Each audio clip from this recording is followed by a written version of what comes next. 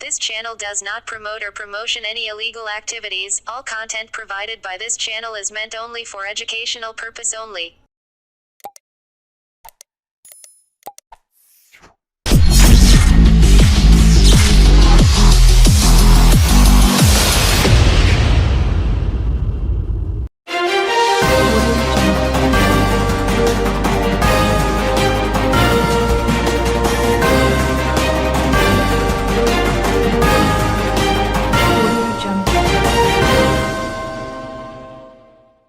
বাঁশবেড়িয়ার কার্তিক পূজায় উপস্থিত হলেন হুগলির সাংসদ রচনা বন্দ্যোপাধ্যায়।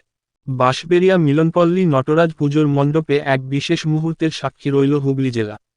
হুগলির সাংসদ তথা জনপ্রিয় অভিনেত্রী রচনা বন্দ্যোপাধ্যায় কার্তিক পূজার উপলক্ষে গতকাল উপস্থিত হন এই ঐতিহ্যবাহী পূজা মণ্ডপে। সমাজসেবী সত্যরঞ্জন শীলের আমন্ত্রণে ও হুগলি সাংসদ হিসেবে দায়িত্ব গ্রহণের পর প্রথমবার বাঁশবেড়িয়ার কার্তিক পূজায় অংশ নেন তিনি। তার আগমন ঘিরে এলাকাবাসীর মধ্যে ব্যাপক উৎসাহ লক্ষ্য করা যায়। পুজো মণ্ডপে প্রবেশ করেই রচনা বন্দ্যোপাধ্যায় অভিভূত হয়ে পড়েন।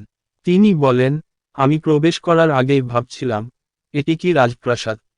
এই মণ্ডপ সত্যিই অসাধারণ। সাংসদ আরও বলেন, হুগলির ঐতিহ্যবাহী উৎসব ও পুজোগুলি নিয়ে তার অভিজ্ঞতা দিন দিন সমৃদ্ধ হচ্ছে। তিনি জানান, হুগলির সাংসদ হওয়ার পর থেকে আমি চুঁচুড়ার দুর্গাপূজা, চন্দননগরের জগদ্ধাত্রী পূজা এবং বাঁশবেড়িয়ার কার্তিক পূজা এসব পুজোর খ্যাতি সম্পর্কে আরও জানতে পেরেছি। এসব পুজো হুগলির সাংস্কৃতিক ঐতিহ্যের মুকুটে রত্ন। তিনি আরও বলেন, হুগলি জেলায় সাংসদ হতে পেরে আমি অত্যন্ত খুশি। এই জেলার পুজো এবং উৎসবের যে গৌরবময় ঐতিহ্য রয়েছে তা সত্যিই অনন্য। তার এই বক্তব্য এলাকাবাসী ও পুজোর আয়োজকদের মধ্যে উৎসাহ এবং গর্বের সঞ্চার করেছে। বাঁশবেড়িয়ার কার্তিক পূজা শুধুমাত্র হুগলি জেলার নয়, গোটা বাংলারই একটি বিশেষ সাংস্কৃতিক ঐতিহ্য। প্রতি বছর এই পুজো দেখতে বহু দর্শনার্থী ভিড় করেন। রচনা বন্দ্যোপাধ্যায়ের উপস্থিতি এ বছরের পূজায় আরও এক নতুন মাত্রা যোগ করল। এই ঐতিহ্যবাহী পুজোর সঙ্গে সাংসদের সংযোগ নতুন দৃষ্টিকোণ থেকে হুগলির সাংস্কৃতিক ঐতিহ্যকে তুলে ধরল, যা আগামী দিনে আরও বেশি মানুষের আগ্রহের কেন্দ্রবিন্দু হয়ে উঠবে। ছিল সব আগে থেকে দেওয়া, শোনাতে একটু দেরি করে বলেছেন, আসলে একটু আগে থেকে বললে আমি ঠিক সেই সময় সেই দিন আসতাম যেদিনকে সবাই এসেছিলেন, কিন্তু আমি সেদিনকে আসতে পারিনি, সেই জন্য আমি দুঃখিত। কিন্তু আমার আসার ইচ্ছে ছিল, তো সেই জন্য আমার মাথায় ছিল যে আমার যেরকমভাবে হোক 19 তারিখের মধ্যে একদিন আসতেই হবে, সোনাদার পুজো দেখতেই হবে এবং বাঁশবেড়িয়ার মানুষের ভালোবাসার টানে আসতে হবে। সেই জন্য আজকে আমি এখানে উপস্থিত হয়েছি আপনাদের সকলের কাছে।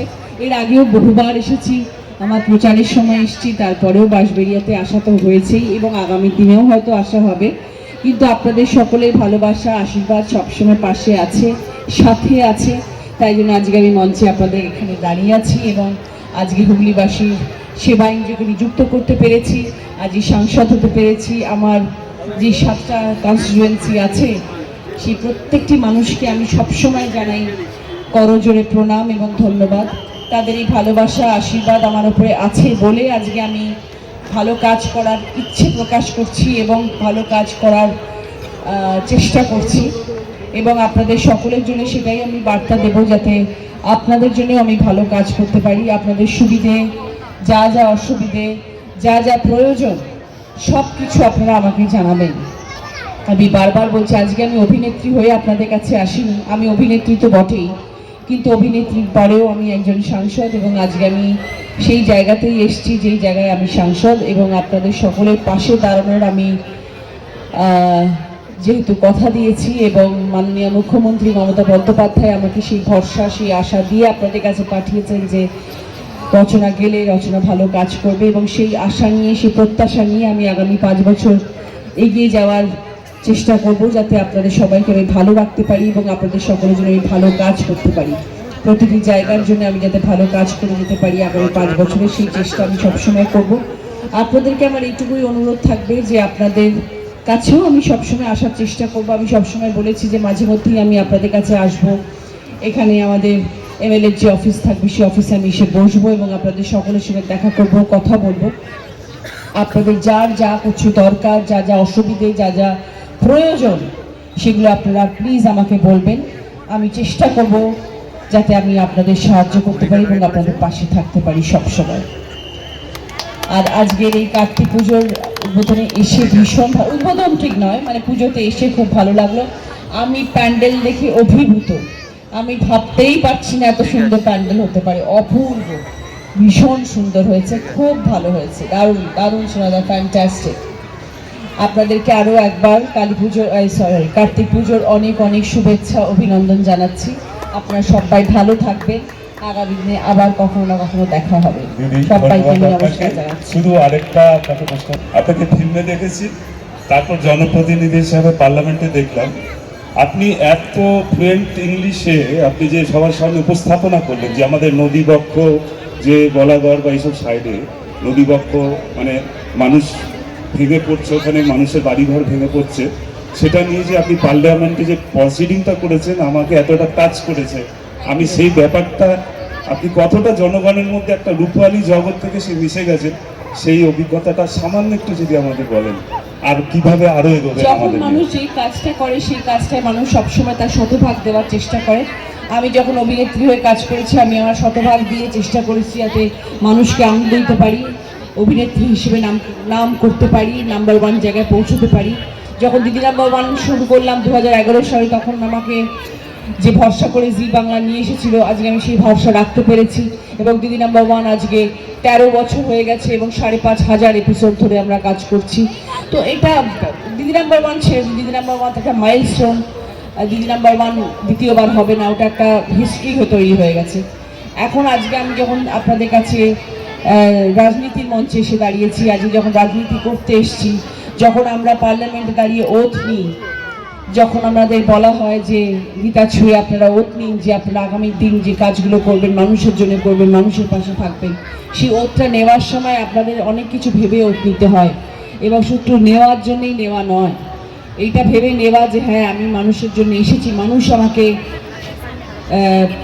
ভরসা করে ভোট দিয়ে আমাকে জিতিয়েছেন যাতে আমি মানুষের জন্য ভালো কাজ করতে পারি।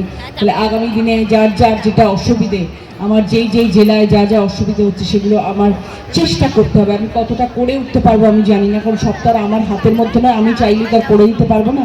আমাকে চেষ্টা করতে হবে, আমাকে লড়াই করতে হবে, তার জন্য আমাকে সেই কাজটা করিয়ে নেওয়ার জন্য তার পেছনে ছুটতে হবে, মানুষের সাথে কথা বলতে হবে এবং আওয়াজ তুলতে হবে। সেই আওয়াজ তোলাটাই হচ্ছে অনেকটা বড় কাজ, যেটা আমি চেষ্টা করছি করার জন্যে এবং যেটা উনি বললেন সেরকমভাবেই ধীরে ধীরে চেষ্টা করছি, আশা করি সবার জন্য সেটা করতে পারবো।